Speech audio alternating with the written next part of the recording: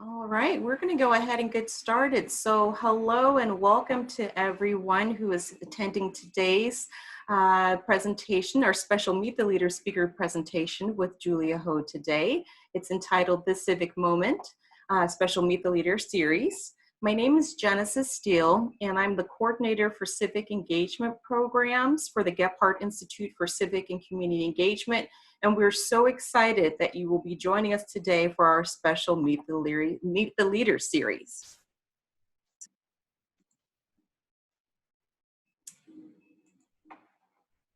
We want to thank our guests that are attending today. So each person for taking the time to join us.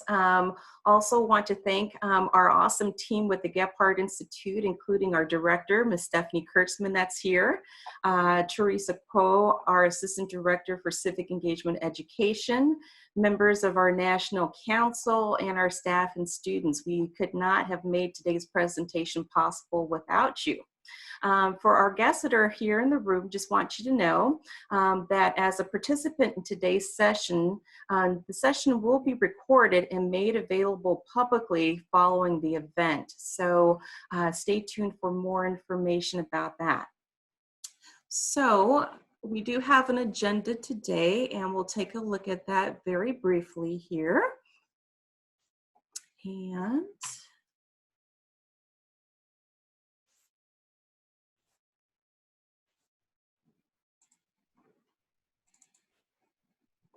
for today's event, we'll do a brief overview of what the Gephardt Institute is. We'll share more about the Meet the Leader series. We'll have our wonderful remarks from our featured speaker, Julia Ho, and then we'll end the session with a question and answer session.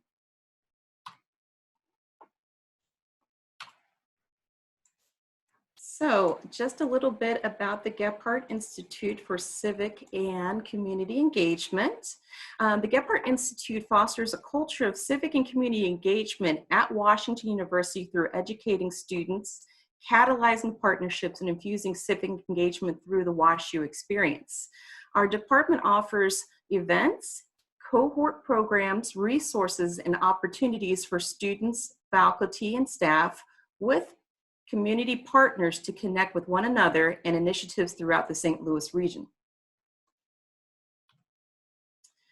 Our Meet the Leader series started in 2017 and provides an intimate opportunity for students, staff, and faculty to connect with civic leaders across a variety of fields.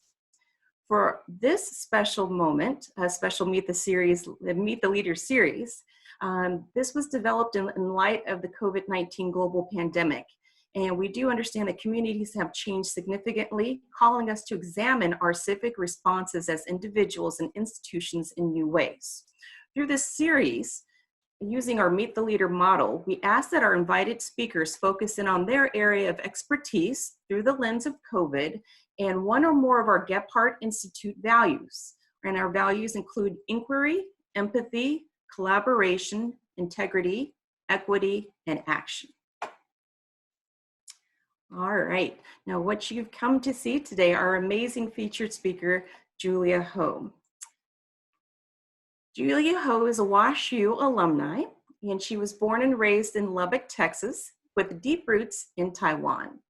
Julia has been living and organizing in St. Louis since 2011, and has been heavily involved in dozens of campaigns, coalitions, and organizations in the region throughout that time.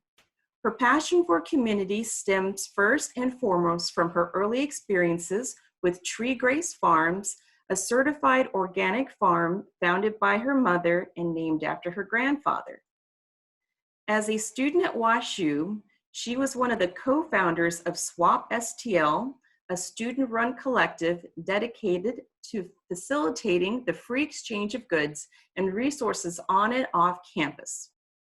Throughout the Ferguson Uprising, she was the lead organizer with Missourians Organizing for Reform and Empowerment, MORE, providing movement and support and developing campaigns for racial justice, municipal court reform. All of these experiences and passions have served as a foundation for the Development of Solidarity Economy St. Louis and STL COVID Mutual Aid. And without further ado, I introduce you to Miss Julia Ho. Thank you for thank you for the really nice introduction and the overview. I really would like to kind of structure all of this as a little bit more informal or just sort of more like a chat. It looks like people are able to post into the group chat, and I have some questions that folks submitted ahead of time, as well as general guides of what people want me to talk about. But I tend to move really quickly and speak a little fast sometimes, so please slow me down and let me know if there's something I need to clarify or help explain a concept, or just like something that you want me to elaborate more on. That'll help me a lot too.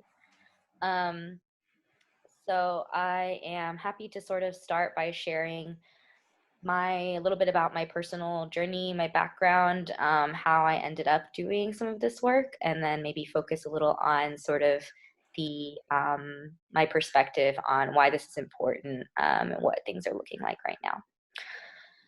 So I'm Julia. I am 27 years old. I moved to St. Louis in 2011, and as was mentioned before, grew up in a pretty like kind of not rural but small-ish town in Texas called Lubbock.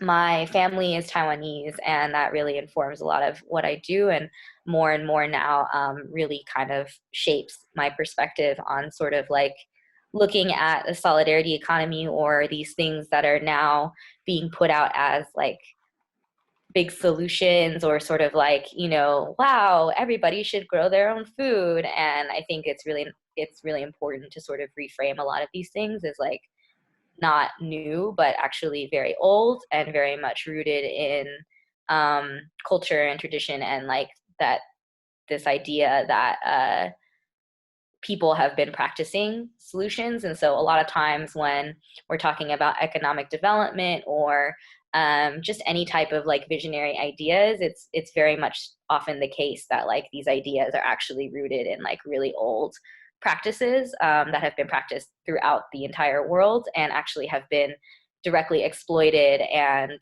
colonized and sort of discouraged in our current time. And so now, I think seeing, especially during this current crisis and just this general trend of like people wanting to go back to certain things, or sort of to revisit some of these old practices, is a really important urge, and also really important to kind of remember and to really honor the fact that like these things are not new.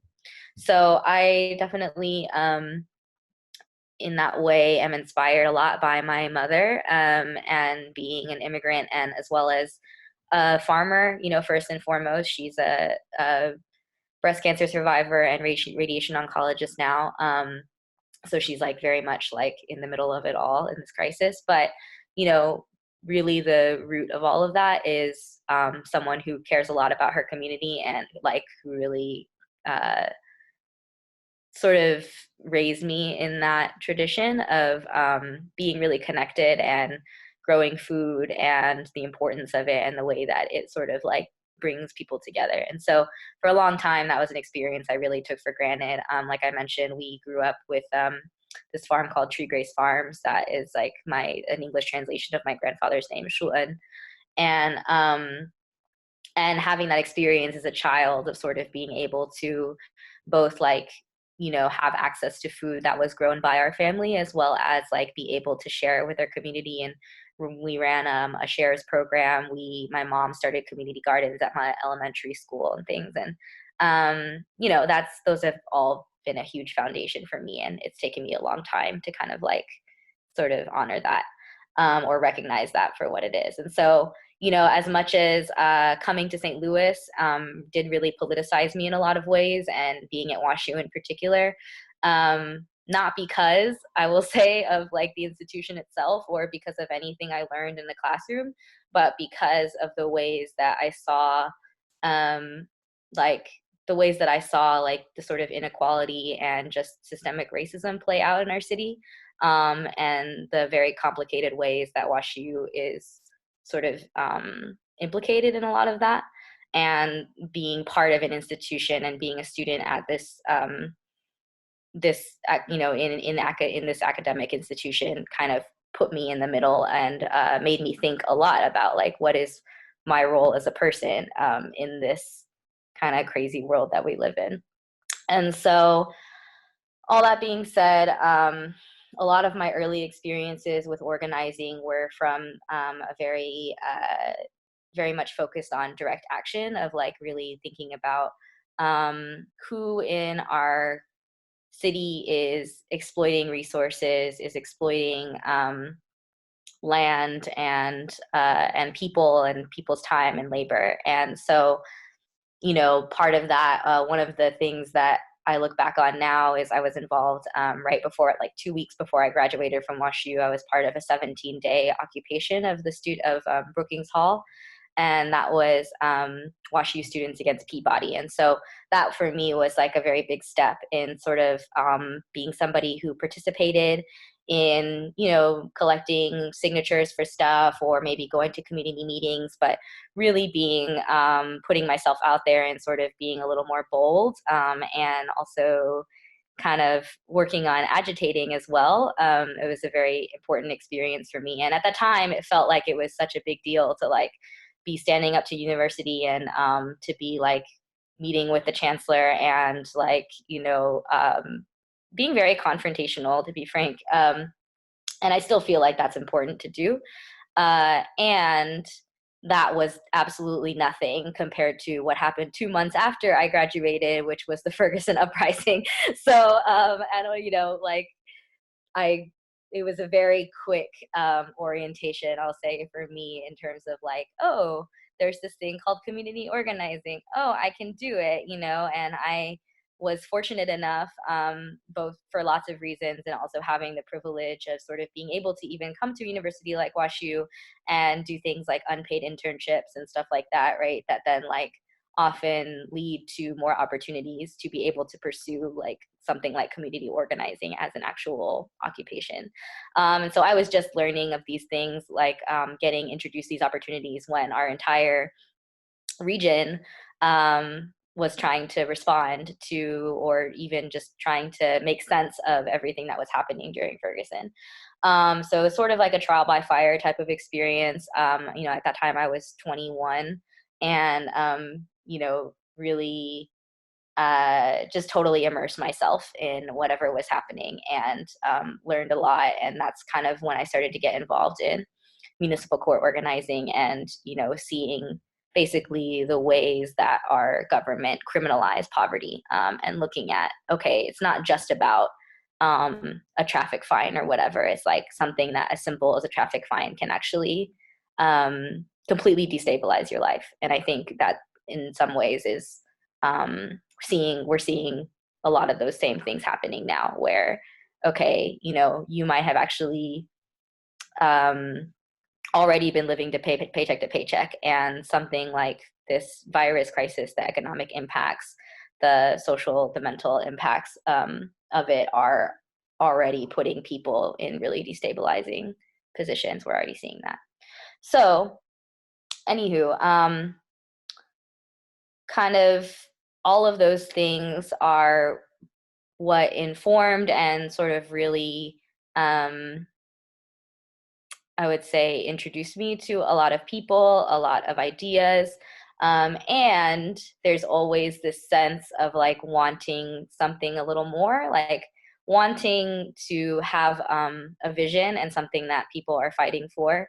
And that was something I feel like I was always looking for, of kind of coming back to these ideas of like, yeah, okay, we know we don't want this. We know we don't want this other thing. But what is it that we actually do want? And at a certain point, like yelling at the same brick building a bunch of times, like starts to feel less and less rewarding. So, so that's really what led me to found and nurture this vision, Solidarity Economy St. Louis, and this network. And that was something that started while I was still a student at WashU and was sort of an outgrowth of the experience I had running the swap shop or this free store on campus, but eventually really led into its own community of people. And so what we did is just this kind of started with this very simple idea that like actually, rather than starting an organization that is just working in one area of things, or saying like we're gonna focus on racial justice or we're gonna focus on environmental justice or whatever, like let's build an organization that has that is solely whose sole mission is to build a community of people who share the same values and who actually believe that it's possible to completely transform our society. And it's a crazy idea. Like people were like, so what does your organization do? And I'm like, oh yeah, we like try and like overthrow capitalism and like create alternatives to it, or create an entirely new system based on from the ashes, you know. And people were like, wow, that's a lot, you know. It is. And you know, I don't think that like we exist to say, oh, we have all the answers or this is how you do it. And often I think in a lot of professional spaces it's really easy to sort of get caught in this idea that there has to be a plan, or there has to be like a step-by-step process, or we have to think of things that are going to be measurable, or you know, smart goals and this and that. And you know, not to discount the value of some of that thinking, but I think we're like, well, if we don't ask for what we want, how are we going to get it? And what I don't want is like the same sort of tired and like ineffective solutions that have gotten us to where we are now. And I think it's sort of way past due for us to actually be like, well, why don't we talk about all the crazy things that like, you know, seems like now is the time to do it, and it's always been the time. And rather than just sort of waiting around for other folks, or looking to our political leadership, or you know, even our institutional leadership to kind of give us the answers, why don't we figure them out for ourselves and actually trust that people who, you know, bear the brunt of these systems of oppression have the answers already, or in some cases have already been practicing these visionary lifestyles. And what would it look like if we actually reoriented ourselves to just support that, and to kind of take a back seat and really be part of a community of people that are trying to answer these questions together and doing it, living their life in this way. And so that's really what Solidarity Economy is about. And we've grown a lot over the last few years. And one of the things that I really value about our community is, you know, we're not just an organization that has members that sort of relate to each other through the organization. Like people who are members of Solidarity Economy really feel, really become part of a community, and we really see each other as family in a lot of ways. And I think that's really important, just looking at the basis of like how we relate to each other and how we organize. And so I feel like I'm all over the place here, but all of that being said, building that network for several years and sort of having this underlying web of connections, and looking at people as not just what can they contribute, you know, financially, or what can they do or whatever, but like actually recognizing that people are really complicated and like have so many experience and so many skills and knowledge than like the typical way that we work allows for them to like, we don't usually allow for people to actually like be their full selves in organizing. And so like, yes, like you might be somebody who has a law degree, but you know, you probably are somebody that also has like different passions and experiences. Maybe you're a small business owner yourself. Maybe you also love to garden. Maybe you are also interested in different types of, you know, learning or exchange. And so what we really want to do is sort of like allow people the space to explore all those different parts of themselves and to be connected into a community that recognizes all of that and doesn't just sort of do things piece by piece. That's really hard. I mean, it's a lot easier said than done. So I'm not claiming that we're doing that perfectly, but I think that's sort of what we aspire to.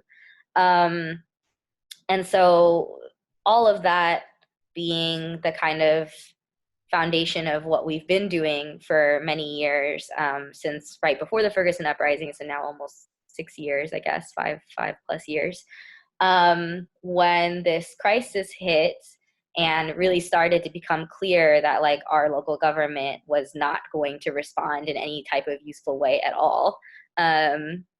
Or like, yeah, that it just became such a void, and it became so clear that like, again, all of these problems that have already existed, folks who are unhoused and like have nowhere to go and already were facing a shortage of beds are now being like corralled into this like tiny park downtown where they're all like sort of being clustered together during a pandemic and then having their tents torn down. Like, this is just one example of like the incredibly inhumane and frankly just like horrifying and shameful response that our city government, I mean, I'm not even going to address like our federal government's response to all of this, but seeing that and sort of looking at the situation and being, well, like, what can one person do, you know?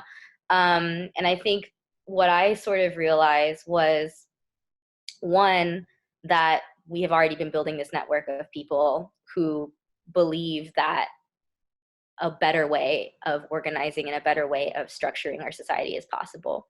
And so if we can kind of lead with that and say, actually, you know, this is a really dire moment for a lot of people. And it's also an opportunity for us to kind of really take care of each other in ways that, like, again, we're not expecting someone else to do it. We actually have some different solutions and different ways of doing it ourselves. So putting forward that vision. And then two, that there are so many people in St. Louis who actually, just as a person, you know, regardless of whether or not they're connected to an organization or to a school and whatever, like, people out there want to help, you know, and there are people out there who need help. And who are the groups, or what is the system that is being put in place to sort of recognize that? And see people as like an incredible resource that we should be drawing from right now. Is like, people's willingness to give their time and their energy is actually like, you know, equal to, if not greater than, this sort of like traditional organizational response that we're sort of used to in the form of programs or this thing here, this thing there. And not to say that we shouldn't be collaborating or working across, but the idea is that, like, really anybody, whether you are in a lot of need right now or whether you have something to offer, need to be given the opportunity and need to actually feel like they have some power in shaping how they respond to this. Sort of creating a space for people to not just sort of fall into this, like, well, there's nothing I can do, I guess I'll just sit at home and like not talk to anybody, or, you know, it's really easy to feel powerless right now. And I think that's like a very real thing that a lot of people are dealing with. And even if it's something as small as like helping to get groceries to your neighbor who might need it, or somebody who like can't make it to the grocery store, it's not going to solve everybody's problem. And we're not here to save anybody. We're here to actually kind of be in this together. And I think to the question of like, what is mutual aid? That really is the kind of core of it. Is, you know, it's mutual and we're helping each other. And it's not, it's actually the opposite of charity, of this sort of traditional way we're taught to think about, well, there's a donor and there's a recipient, and the person who has resources gives to the person who needs them because they're very generous and benevolent. And actually that whole framework is based in like an extremely colonized and a very white savior, frankly, perspective that we're not here, you know, I'm not here for that shit. So, you know, I think mutual aid is really trying to kind of get at some of those dynamics of saying, like, the reasons why we're in this situation are not because, you know, I'm a better person than you and I deserved to have these resources and I'm like generously giving them to you. Like, that's not the kind of reaction that we're looking for. What we are looking for is this recognition that, like, hey, all of these systems that we live in are basically failing us right now. And rather than turning to those same systems to look for solutions, let's turn to each other. And one of the kind of images that we have on our website just says, all we have is each other. And that really is sort of the basis of mutual aid, is this idea that like when all of these things fall apart, let's look at people and like what their capability is and sort of our creative capacity to like think of these solutions.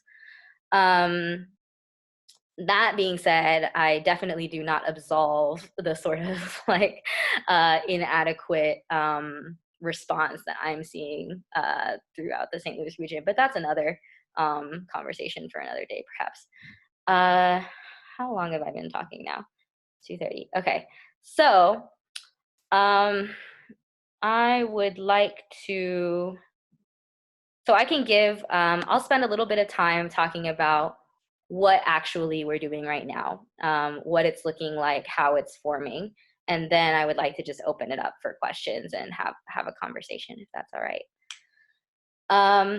So mutual aid, the mutual aid collective, like I said, it's connected to, but not necessarily, it's expanding much far beyond and is not solely, you know, the work of Solidarity Economy or Solidarity Economy members. It's really bringing together a broad range of people.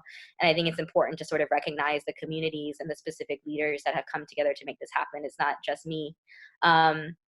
There's you know, been an amazing response from a lot of groups who've been part of the Empower Institute, which is a healers collective of mostly Black women. There's been an amazing, you know, there's been coordination happening from like a lot of people who are leaders in the queer trans people of color community. There are people who have been doing political organizing for years and years and years in the area. There are people who have been doing work advocating for undocumented people and, you know, and advocating for migrant justice. There have been people who are specifically focused on checking in on and feeding our unhoused community. There's just a really amazing, I would say, like range of folks and experiences and perspectives that have really brought all of this together. And so I think that's really what kind of adds to our strength and our ability to grow right now. And all of these relationships, you know, a lot of these people are just like my homies who are my friends first and foremost, but are also really brilliant organizers. And a group of us, like 7 or 8 of us, had a call on March 15th where we were like, seems like things are going to be pretty bad. Like, should we do something about it? And at that time, we just kind of threw out this idea like, hey, you know, we don't know what things are going to look like right now. And seems really important that we should be encouraging people to be doing stuff on as hyper local of a basis as possible, like rather than both to encourage people not to like travel super far for no reason, but also to really start to create these like neighborhood networks and to really like lean on the fact that, you know, there always are people in every single neighborhood everywhere that actually are really connected already and that have that knowledge. And so from the beginning, when we put out our initial general support form, which we'll make sure that all this stuff gets sent in a follow-up after this. But when we put that out, we really wanted to emphasize the fact that like mutual aid, again, is not about like us sort of dictating what people are doing or saying like, oh, we are these people who have all this experience and we're going to tell you what to do. It's much more about like, hey, let's create a container and let's create a open space where people are sort of where we're streamlining our resources, we're communicating with each other, and we're all learning together because this is such a crazy situation. And there's so many things that like we are learning in real time that are changing all the time. And so it's really important that we have a place that we can share those things with each other and that we're not all recreating the same, you know, like neighborhood support systems in like every single place, or that there's like 6 different food delivery groups that are like not talking to each other. And so just wanting to have that really open understanding from the beginning that like, we're not here to control anyone's work. What we are here to do is to help provide some capacity, to provide some shared systems and networks that we can all lean on, and to be able to like learn together and share information.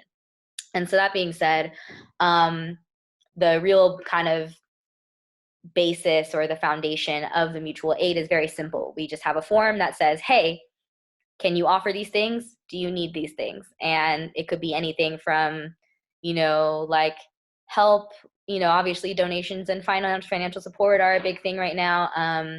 There's food and grocery delivery, or sort of getting access to certain supplies, cleaning supplies, things that folks might not feel comfortable getting themselves, or maybe don't have the resources to get themselves. Childcare, like educational resources for a lot of the people who are being forced to homeschool their kids right now, or like the kids themselves who are not able to access the resources they normally are. There's just so many things, like anything you can possibly think of. I can't say that we necessarily like have a system for it, but we know that it's out there, and we want to just be able to have a real conversation with people about like, hey, what do you need right now? And similarly, like, what can you offer? We don't make the assumption that everybody who is offering something doesn't also need something else, or vice versa, that just because you might have a need, but that doesn't mean that you don't have a skill or something that you can also offer back to the community. And so kind of, again, that aspect of mutual aid is really important, that we blur the lines. It's not about, oh, here's somebody who can offer, here's somebody that can request. It really is like, here's a person, and here's what they need, and here's what they can give back. So we've developed a network of about 200 people throughout the St. Louis area, in addition to about 30 coordinators, I would say. And that really ranges all over from like groups like We Power, who've already been building their own resource list, or Arch City Defenders, who have already been doing a lot of like advocacy stuff, all the way down to, just random individuals who have signed up. You could be one of those random individuals, but just folks who are saying like, hey, I live in U City and I have access to a car and I'm willing to do this, right? And so what we've been able to do over the past 3 weeks is create a lot of different ways for people to get into this. And so recognizing, for one thing that we're doing is partnering with the Queer Support Helpline, which is actually run by several like queer and trans WashU students. And so they already had a hotline up and running and sort of reached out to us, or we were in conversation with them like, hey, could we make this resource available 7 days a week? Could we add some capacity to it to be able to essentially like do intake for this mutual aid process, but do it over the phone with people, so that people don't have to navigate a Google form or find us on social media or whatever, but to have something that's a little bit more easy to access. We've been creating I just got off of a call where we were coordinating a big team of Spanish speakers, specifically with the goal of making every single thing that we do at the very least bilingual, and hopefully like multilingual in the future. But that we are able to take requests and to communicate and to help coordinate with people who don't speak English.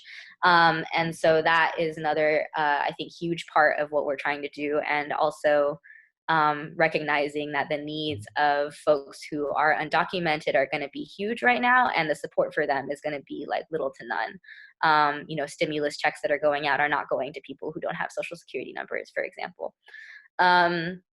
And so, so we've developed this hotline.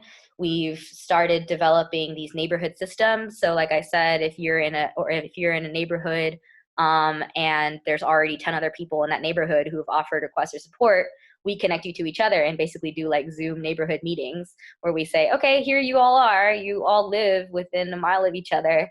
What are things that you need can offer? How are you communicating with each other going forward?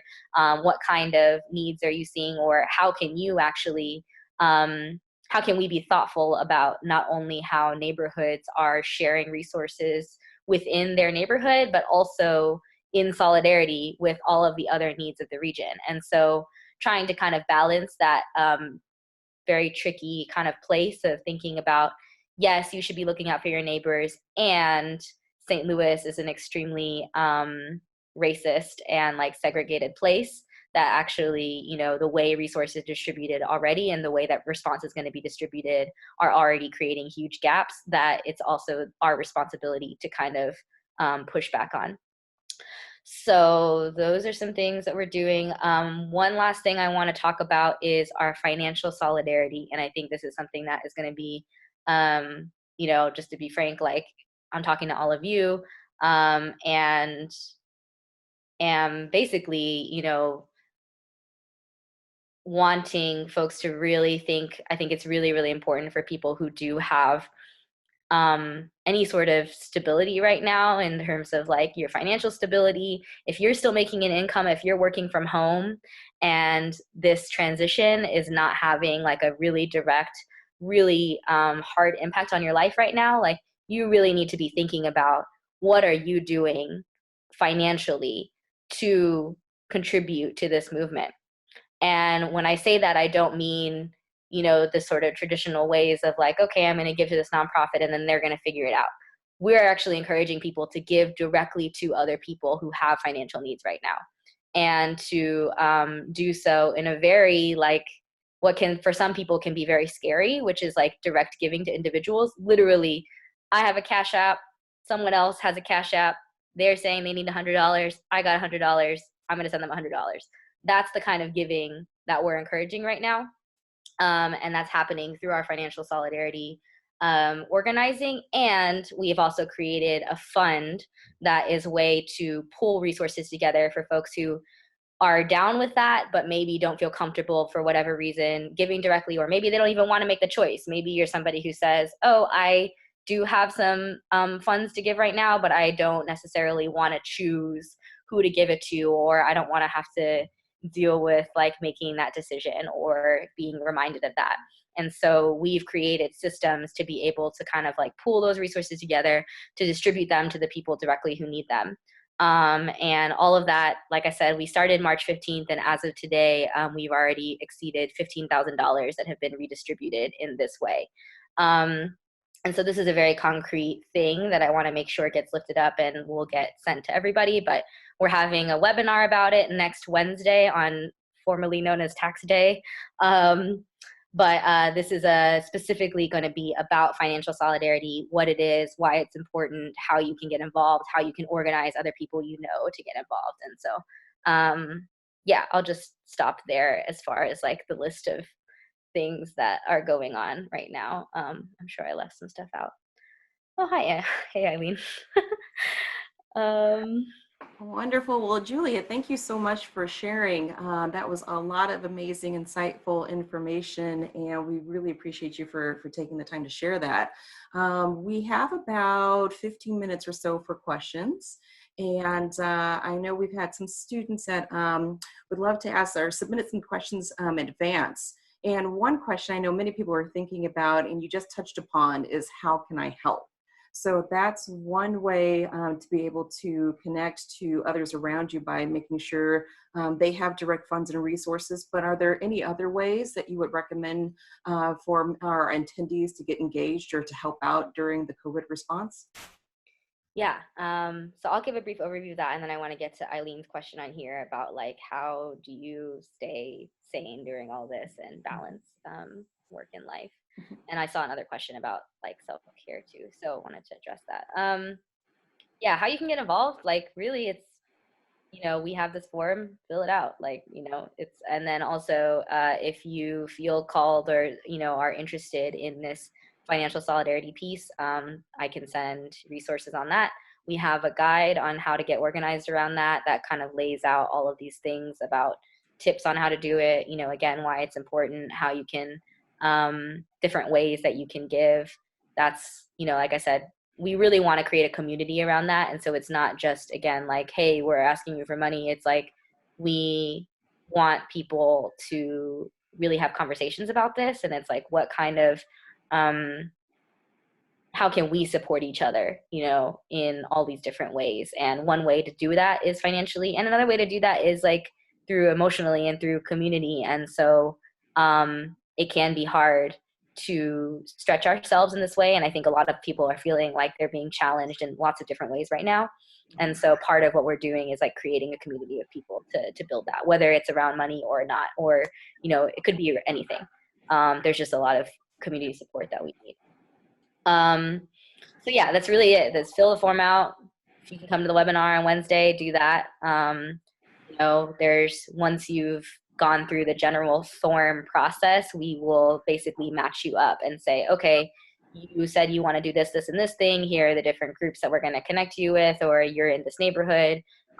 Here's all the other people in your neighborhood that are already connected. Here's what they're doing. And we just try and work with you to find whatever avenue is best for you. Because there's anything that you could do right now, there is a need for it. Like there's no shortage of like stuff to do. So don't worry about that. To Eileen's question about like, how do you balance work life, or how do I balance work life in particular? I think at the end of the day, like it is, it's organizing, and it's also, it really is like about building community. And it really is like, these are things which for me, like help me stay sane right now. Kind of going back to what I said earlier, like it's hard for me to just like kind of, like organizing for me is like how I feel like I have some kind of power and feel like I have some sort of agency in my life whenever there's like so many things going on. And I think organizing it doesn't have to look a certain type of way, and something as simple as being in touch with a small group of friends. For example, Eileen and I are part of just a group of other Asians that really just like eat good food together on a regular basis, and we're trying to figure out how to do that right now. But that's, to me, that's organizing. That's us finding a way to support each other through this thing that we all value greatly, which is good food, and being able to sort of see that as something that's important in our lives right now. And I think regardless of what you're doing, whether you are an artist or whatever it is that you love to do, if you do that thing and you really nurture it, like it's going to benefit somebody, and it's going to be something that is sort of good for you and good for your community.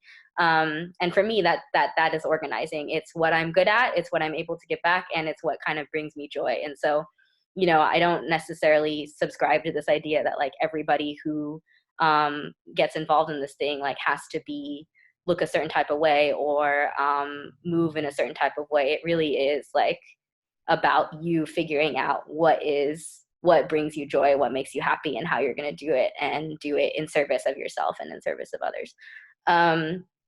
But that being said, as far as things that like other things that I'm trying to be better about are like staying connected to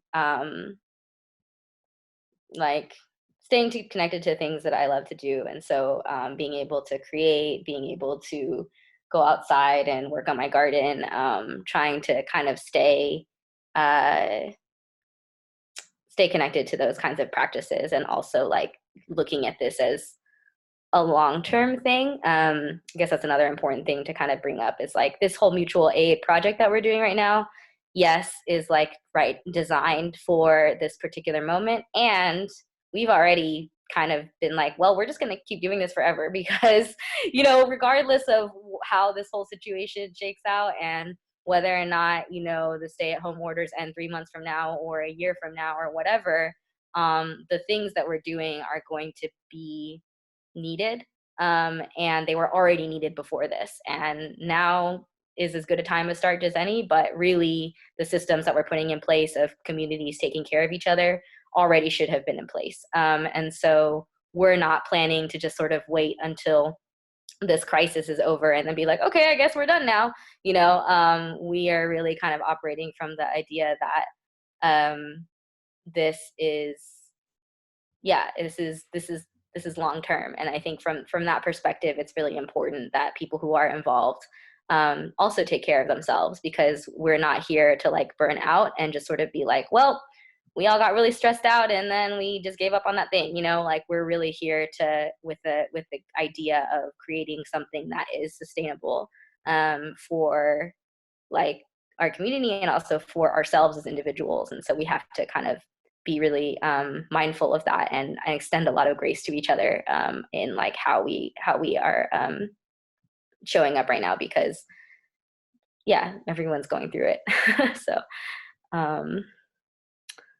let's see what else. Let's see if there's any other questions. Feel free to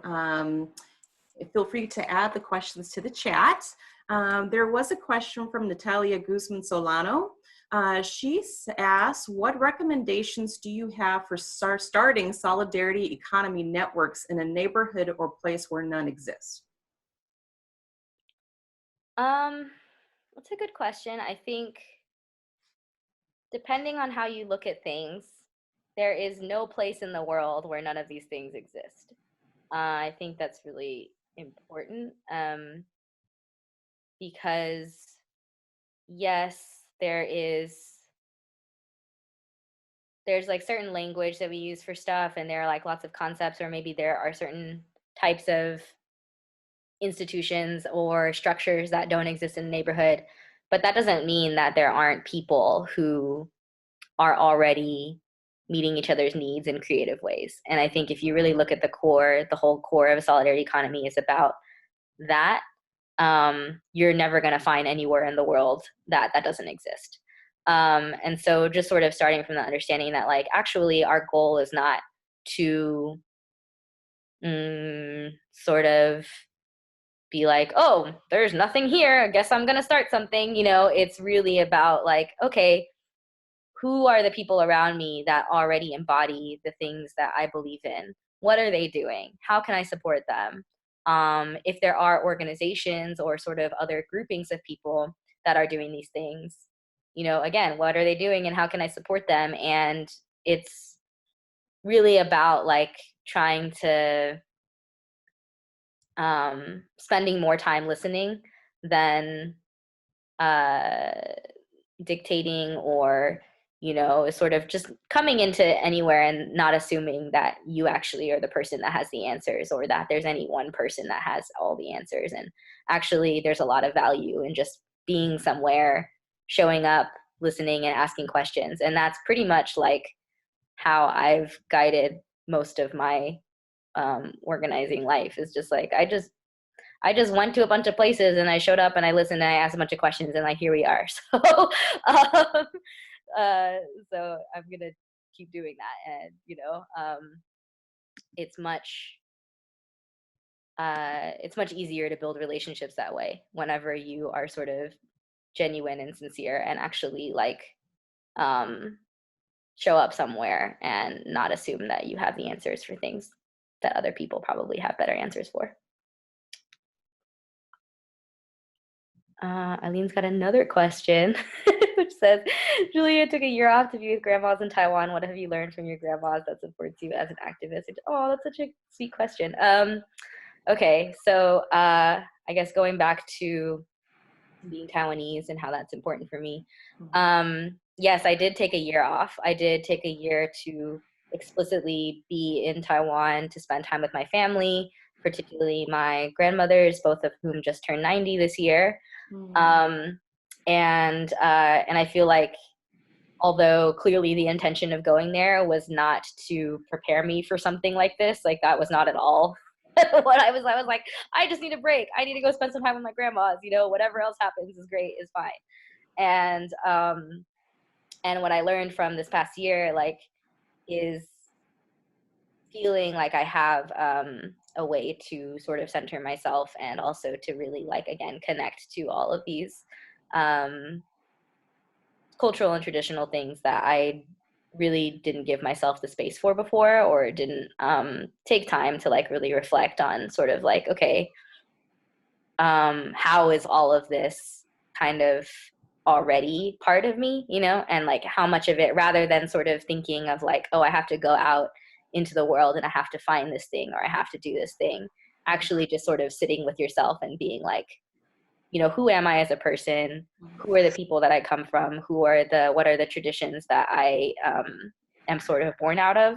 And how does that affect the way that I want to move in the world? And I think for me, being like connected to my family in Taiwan was a way to both get some much needed rest, which allowed me to kind of come back and have a much more, I think, centered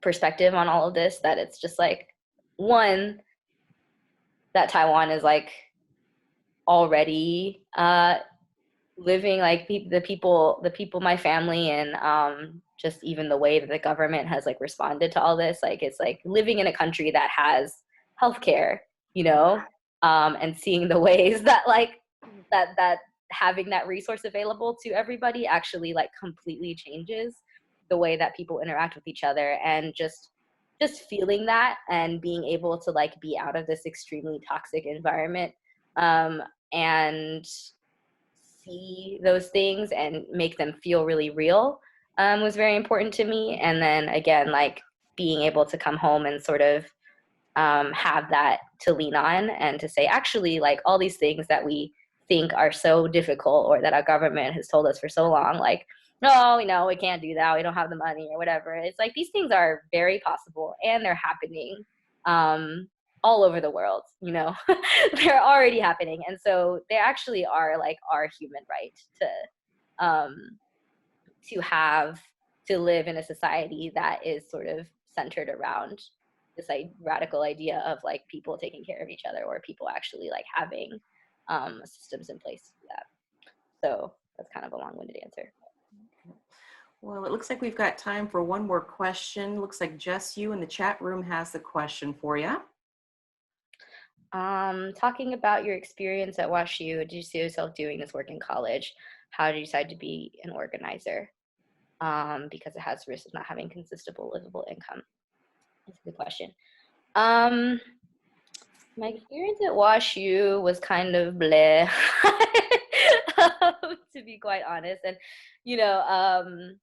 I just learned so much more about, I learned everything I learned about organizing. I did not learn from being a WashU student. I learned from being in St. Louis and connecting with people off campus, like going and hanging out with my friends on the east side who garden, being very like in some ways removed from a lot of what is emphasized as like should be campus life or student life.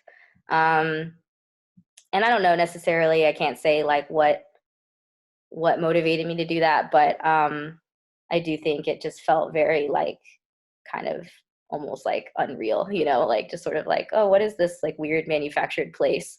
I would like to get out of it.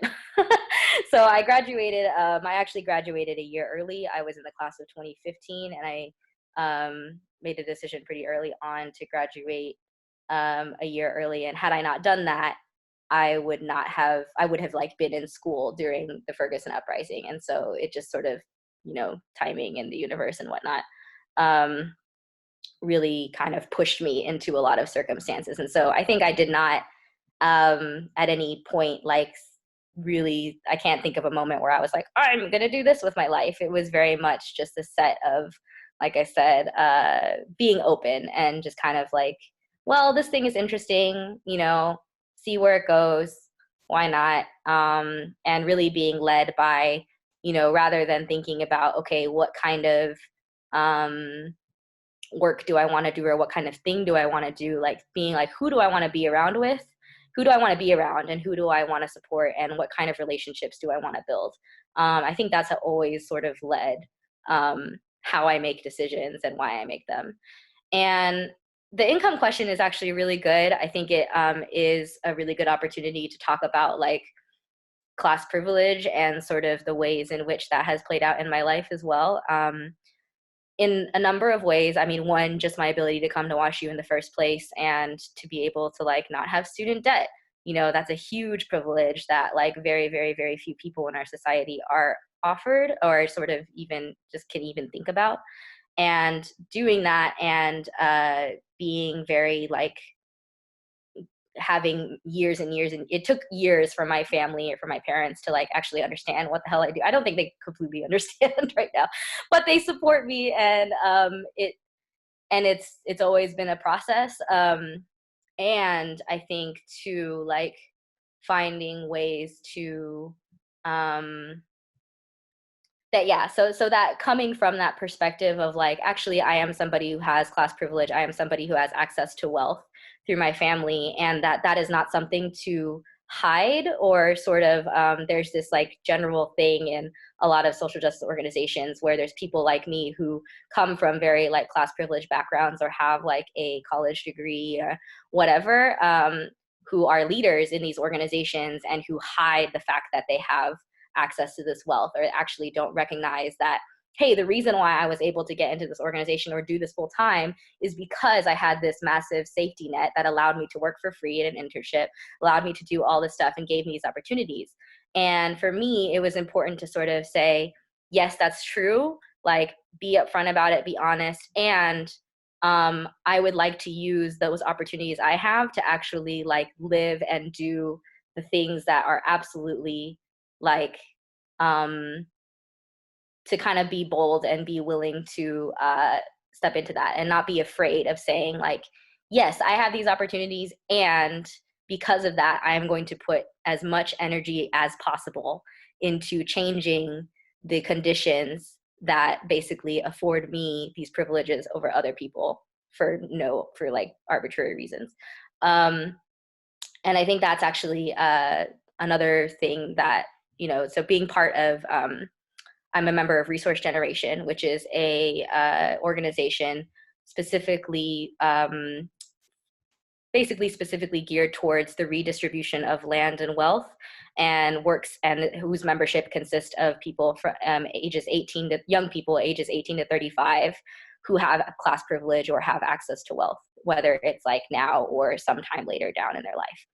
And being part of Resource Generation is something that is also very much like part of how the way I organize, who I organize with, and it's just another piece of sort of like who I am as a person. It's not what defines me, but it is something that informs the way that I move in the world, and it's something to be very upfront and honest about. So that's something that, if another kind of next step, I guess, if anyone wants to talk about that. Let's see, what else? Yeah, so kind of, I guess, just coming back to that, like, yeah, no, I had absolutely no idea I was going to do this in my life. And also, I guess one last thing to say on the sort of like why I've been able to do this or whatever, again, coming back to my mom from the very beginning of this whole story, is that then one important part of recognizing that privilege, or sort of being able to think about it, is actually organizing your family and having conversations with your family, whatever that means to you. It can be really difficult, and not everybody's situation is the same. However, I found for myself that actually like being in Taiwan and connecting to my family on that level, as well as bringing my mother into the organizing I do, and recognizing that she like both helping her understand what I do so that we are working together and that we're on the same page, and actually sort of giving her credit where credit is due. It's like, oh, these ideas that I'm learning right now, like a lot of them I learned from you. And a lot of the things that I'm doing now, like working with Black farmers in the St. Louis area, are kind of like some of the things that you've been wanting to do your whole life. And being able to sort of go through that process with her and talk about the ways that like our family has a responsibility to community, and also to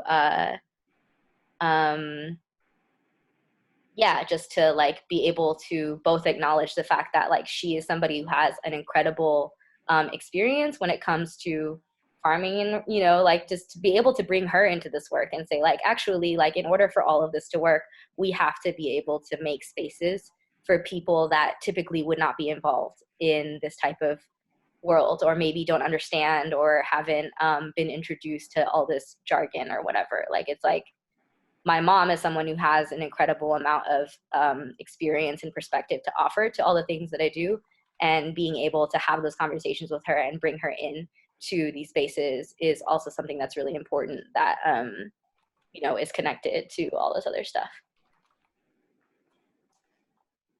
All right, well, thank you, Julia. This formally ends our formal time for today's special Meet the Leaders session.